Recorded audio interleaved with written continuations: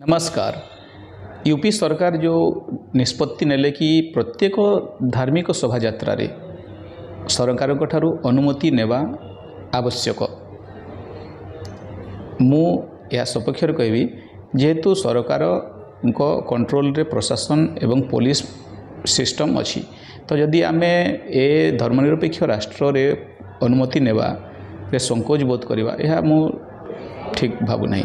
जेहेतु आमे शोभा यात्राटे बाहर करूँ कौन सी शोभा यात्रा हो रैली हो प्रशासन हो सबू किसी जदि अनुमति नेबा एवं यह बाध्यतामूलक करदेबा ताहेले सुरुखुरु आयोजन हो शांति श्रृंखला सहित आयोजन हो पार कौन सी दंगा गंडगोल होबार संभावना नथिबो एवं यह सरकार प्रशासन जानतर होताहेले गोटे कथा मु कहबी जे जेतेबेले भी जे कहीं भी अनुमति मागुछि ताकू तुरंत यथाशीघ्र तांको अनुमति देवा कथा जहाँ भी शर्त जहाँ भी कंडीशन रखा जाऊ।